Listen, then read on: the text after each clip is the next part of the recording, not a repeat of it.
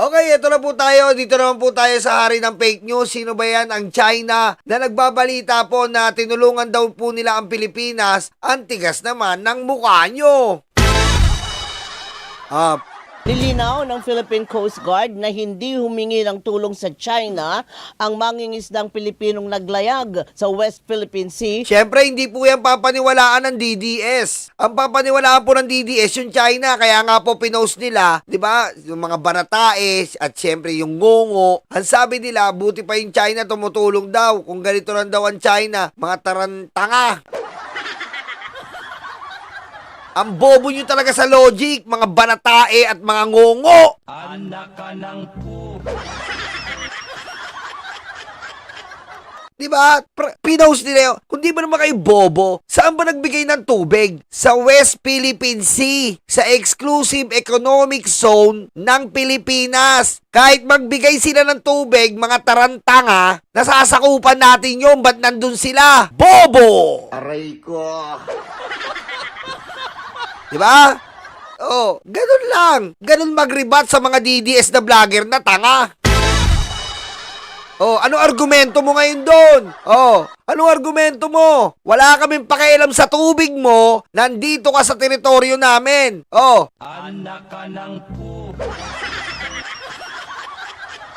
Hindi. Yung mga DDS na vlogger, ganito po talaga ang China, ganito sila, kaya si Tatay Digong napalapit si China. Mga tanga, nandun sila sa nasasakupan natin, dapat hindi sila naglalagi doon. Diba? Kahit magsabi pa silang, can I get a last hug? Huling yakap? Hindi po pwede yun! is stupid.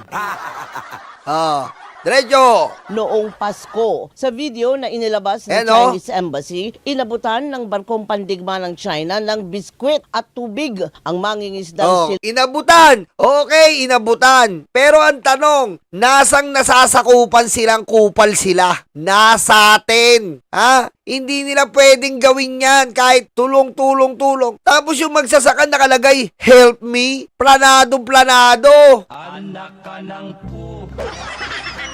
Oh, di ba? Mami Chris Rose, Dimple, Darling June, Riotronics, Ma'am Suwani, ayan, Remia, ayan, mabait ako ngayon ha, kahit mga late kayong hayop talaga oh. Elvira, New Year kasi, Adrian, oh, The Family of 7. Oh. The argument here, Your Honor, Mr. Chair, is the West Philippine Sea exclusive economic zone. In the Constitution or in the law of the Philippines, you cannot pass by and you cannot conquer the area of our beloved country. And where is the stupid China giving water to the fishermen in our exclusive economic zone? So even your gesture is very kind, that is not allowable, Your Honor, Mr. Chair. Okay? So don't be stupid, motherfucker. Okay? Don't be stupid like the DDS motherfucking tape blogger. Okay? Mind conditioning our people that China is a very kind country. Stupid motherfucking tape. No. Cannot be. Bar 1 from 3 is square root of 3. Wala kang puso, hayop ka! Oh, di ba? Larry Tumalis na may hawak na karato lang may nakasulat na help me dahil 3 araw lang palutang-lutang sa karagatan matapos masira ang makina ng bangka. Sinasabing nangako ang tauhan ng barko ng China na makikipag-ugnayan sa Philippine Coast Guard. Nako, isa na naman propaganda to. Huwag nyo kami niloloko, China. Ang usapan, bakit kayo nasa teritoryo? Mga talipandas. Sir Ram J, shout out. Ayan na, yung mga late dyan, mabait ako ngayon. Babati ko kayo, late na kayo, mga dimu kayo. People are perfect. Malu Maldita. Di ba? Ang usapan po, nasa teritoryo kayo at nasasakupan ng ating bansang sinilangan.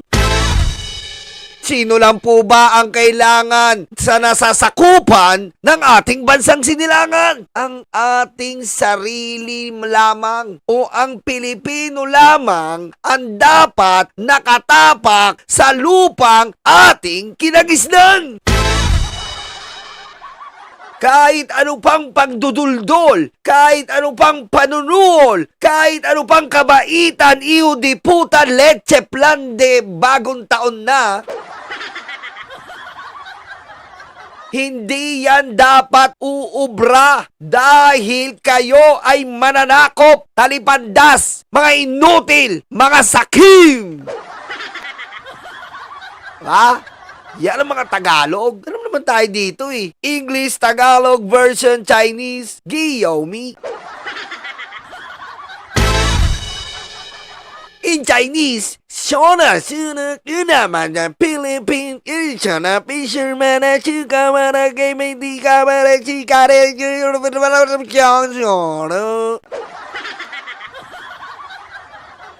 In short, sa Tagalog, pusang ina nyo! Nakaupo ako, lumalamon sila. Masasaya itong aking mga kaibigan. Abot kamay nila ang bunga ng puno. Dahil balikat ko ang ginawang tuntungan. Habang namimitas lalong natatakam, sila ay para bang wala ng kabusugan. Kahit alam nilang mayroong mga langgan, at ang aking paa ang siyang inuupakan. Nais ko nang magpahinga, marami na akong nagawa at natulungan.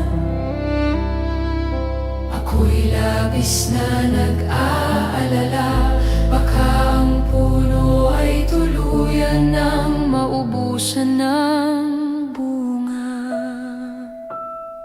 Nakaupo ako, nagbabantay sila. Ang mga aso ko'y laging maaasahan. Hindi ko lang alam ang binabantayan. Ito bang puno o itong aking upuan? Itali ko kaya sa bahay ng langgam?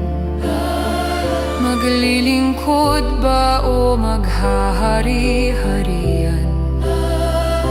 Masasagot lamang ang malaking tanong kapag ako ay nawala na ng tuluyan.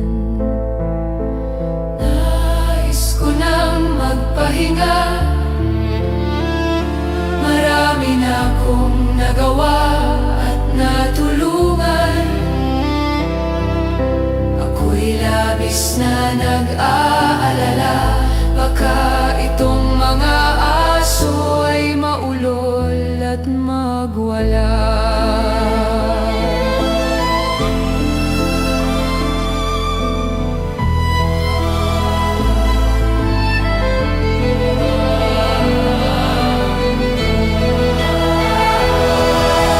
Daming naupo, walang solusyon.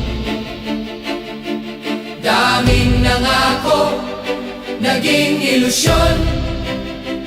Ikaw ang sagot-lagot sa aming tamong-tamong. Ikaw ang boses sa aming bulong.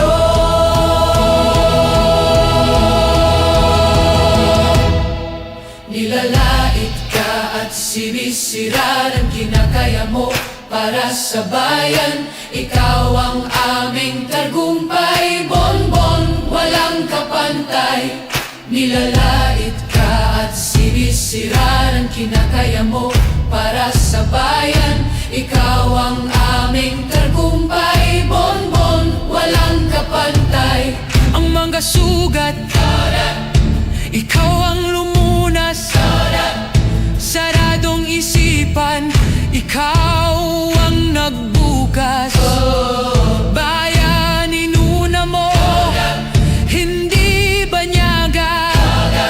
Gintong puso ay kahanga-hanga.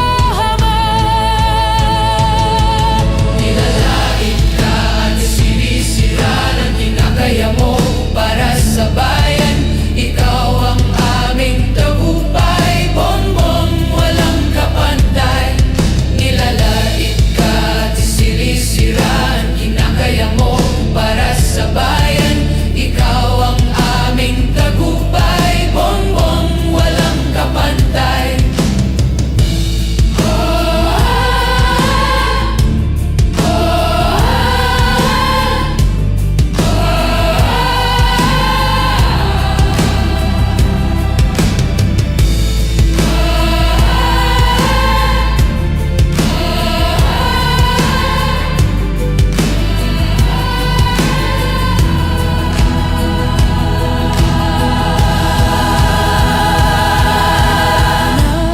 Nais ko nang magpahinga.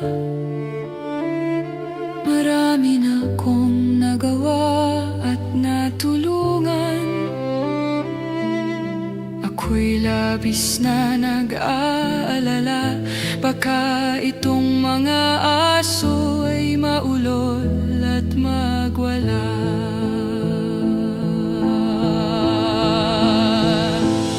Nakaupo